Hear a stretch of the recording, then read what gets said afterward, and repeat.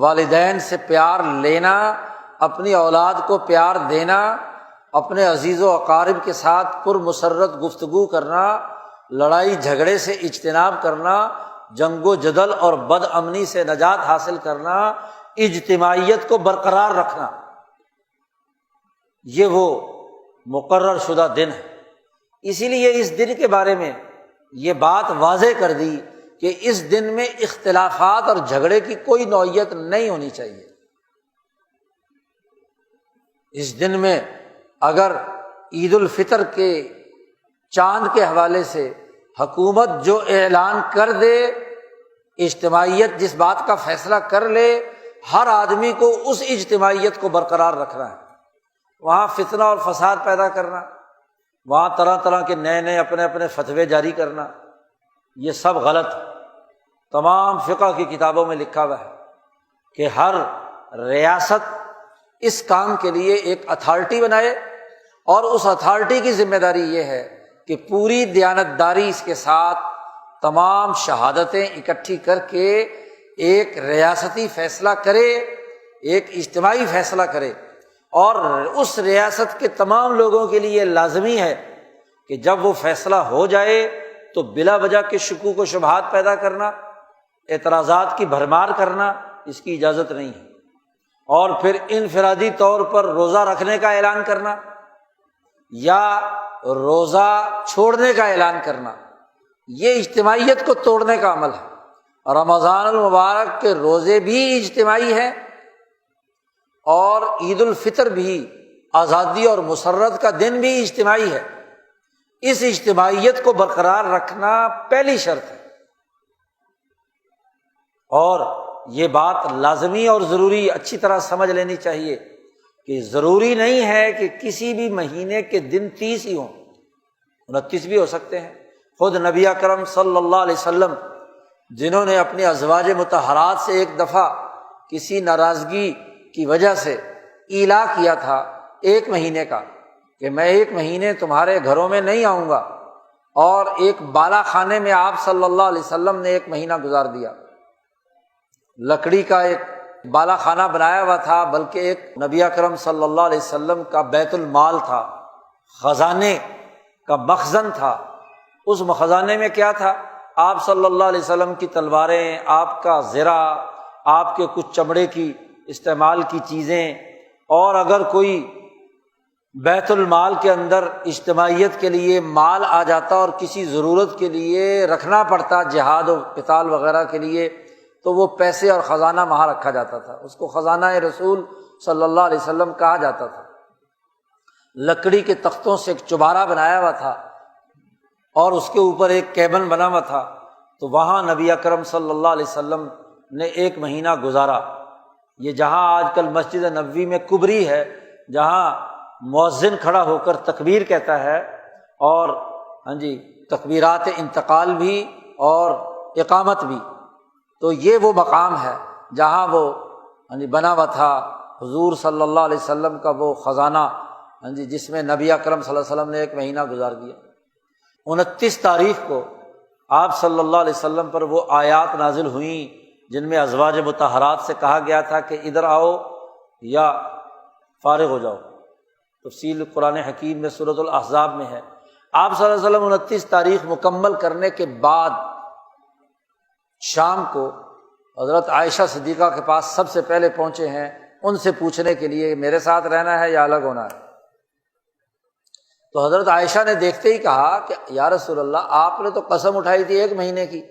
اور ابھی تو 29 دن ہوئے ہیں، آپ کا مہینہ تو پورا نہیں ہوا، گویا کہ آپ نے ایلا اور اپنی قسم جو ہے توڑ دی۔ نبی اکرم صلی اللہ علیہ وسلم نے فرمایا کہ نہیں، کیونکہ مہینہ کبھی 29 کا ہوتا ہے اور کبھی 30 کا ہوتا ہے، یہ کوئی ضروری نہیں کہ 30 ہی دن کا ہو، 29 کا بھی تو ہوتا ہے مہینہ۔ تو 29 کا مہینہ بھی قانونی اور شرعی ہے۔ اگر شہادتوں سے ثابت ہو جائے کہ چاند کی گواہی ہو چکی ہے تو پھر 29 کا مہینہ پورا رمضان ہو چکا۔ اب اس پر یہ فتوے جاری کرنا کہ جی قضا کرو ایک روزہ اور یہ کرو اور وہ کرو، یہ کسی کو بیچارے کو ویسے ہی تقویٰ کا اگر کوئی نفلی روزہ کرنے کا شوق ہے تو وہ چاہے جتنے مرضی رکھے، لیکن کسی مفتی کے فتوے میں یہ طاقت ہو کہ وہ لوگوں پر لازمی قرار دے کہ جی وہ روزے ضرور رکھیں، روزے 29 دن میں اگر چاند کی شہادتیں ہو چکی ہیں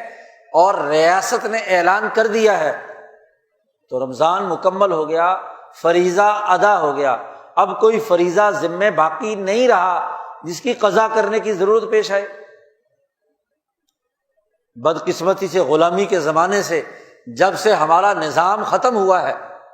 اور یہ عید الفطر اور اضحیٰ سے متعلق جو فیصلہ سازی کا عمل ہے یہ انفرادی طور پر علماء نے اپنے ذمے لے لیا۔ چلو غلامی کے زمانے میں تو مجبوری تھی کہ ریاست پر قبضہ انگریز سامراج کا تھا، تو اس کے لیے ہر شہر کے علماء نے اپنی اپنی کمیٹیاں بنائی ہوئی تھیں اور ان کمیٹیوں کے ذریعے سے وہ اپنی شہادتوں کا نظام بنا کر اپنے اپنے علاقے کے لیے فیصلہ کر لیتے تھے۔ لیکن جب ایک ریاست دعوے دار ہو کہ ہم بنے ہی اسلام کے نام پر ہیں اور مسلمانوں کی اکثریت جس ملک اور ریاست میں ہو اور خود علماء اور تمام مفتیوں کے مشورے سے ایک اتھارٹی قائم کی گئی ہو، ایک ادارہ سرکاری طور پر تشکیل دیا گیا ہو، تو پھر تو اس کے تمام احکامات سب پر لاگو ہوں گے۔ کوئی انفرادی طور پر اپنی ڈگڈگی بجانا چاہے اپنے فرقے کی بنیاد پر، اپنے گروہیت کی بنیاد پر، تو یہ طریقہ کار غلط ہے، یہ اجتماعیت کو توڑنا ہے۔ حتیٰ کہ اجتماعیت کو توڑنے کے خلاف بہت سارے شرعی احکامات کتابوں میں موجود ہیں۔ خود نبی اکرم صلی اللہ علیہ وسلم نے فرمایا کہ دیکھو نماز پڑھ لو، امام چاہے نیک ہو یا فاسق و فاجر کیوں نہ ہو، صلو خلف کل بر و فاجر، چاہے نیک آدمی پڑھا رہا ہو یا کوئی فاجر آدمی پڑھا رہا ہو۔ کیوں کہ اگر آپ مسجد میں علیحدہ 1.5 اینٹ کی مسجد بنا کر الگ سے جماعت کرائیں گے اور یا مسجد کی اجتماعیت میں آ کر اس اجتماعیت سے نکل کر بھاگیں گے، دوسری کسی جگہ جائیں گے کہ میں نے نماز یہاں نہیں پڑھنی، تو افتراق پیدا کر رہے ہیں۔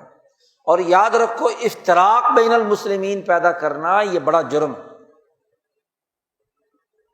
اس سلسلے میں امیر المومنین خلیفۃ المسلمین حضرت عثمان ابن عفان رضی اللہ تعالیٰ عنہ کا اسوہ حسنہ ہمارے سامنے رہنا چاہیے۔ جب باغیوں نے مسجد نبوی پر قبضہ کر لیا، حضرت عثمان رضی اللہ تعالیٰ عنہ کو ان کے مکان میں محصور کر دیا، تو حضرت عثمان اپنے مکان کی چھت پر کھڑے تھے، ایک صحابی گلی میں پھر رہے تھے اور ادھر مسجد نبوی میں جماعت کھڑی تھی، باغیوں کا لیڈر مسجد نبوی میں جماعت کرا رہا تھا۔ تو حضرت عثمان رضی اللہ تعالیٰ عنہ نے ان صحابی سے پوچھا کہ تم نماز میں کیوں نہیں شریک ہو رہے؟ مسجد میں نماز ہو رہی ہے اور تم یہاں بازار میں پھر رہے ہو۔ تو انہوں نے کہا امیر المومنین یہ غاصبین ہیں، نماز تو پڑھانا آپ کا فرض تھا، آپ کو انہوں نے محصور کر دیا، تو آپ نماز نہیں پڑھا رہے تو اس باغی کے پیچھے میں نماز کیسے پڑھوں؟ میں تو نہیں پڑھوں گا اس کے پیچھے۔ حضرت عثمان نے فرمایا کہ میں حکم دیتا ہوں، مجھے خلیفہ مانتے ہو نا، میں حکم دیتا ہوں کہ دیکھو یہ جب برا کام کریں تو ان کی برائی میں ساتھ نہ دینا، اور جب یہ اچھا کام کریں تو نماز پڑھنا تو اچھا کام ہے نا، یہ اچھا کام کریں تو پھر ان کی اتباع کرنا، کیونکہ اس جماعت سے علیحدہ ہونا یہ فتنہ ہے اور یہ فتنے کی ذمہ داری میں اپنے اوپر نہیں لینا چاہتا۔ حضرت عثمان سے کہا گیا کہ آپ حکومت چھوڑ دیں، بھائی سارے لوگ اگر وہاں نماز پڑھ رہے ہیں اور باغیوں نے قبضہ کیا ہوا ہے، ان کا دباؤ آپ پر یہ ہے کہ آپ یہ خلافت کا منصب چھوڑ دیں اور جو باغی جس کو خلیفہ بنانا چاہیں وہ بنا دیں۔ حضرت عثمان نے کہا یہ نہیں ہو سکتا، یہ خلافت مسلمانوں کا، کل مسلمانوں کا منتخب عہدہ ہے جو مجھے دیا گیا ہے، اللہ کا انعام ہے، میں اپنی مرضی سے یہ قبائے خلافت اتار کر باغیوں کے حوالے کر دوں؟ ایسا نہیں ہو سکتا۔ ظالموں کے حوالے کر دوں؟ ایسا نہیں ہو سکتا۔ حکومت میری ہے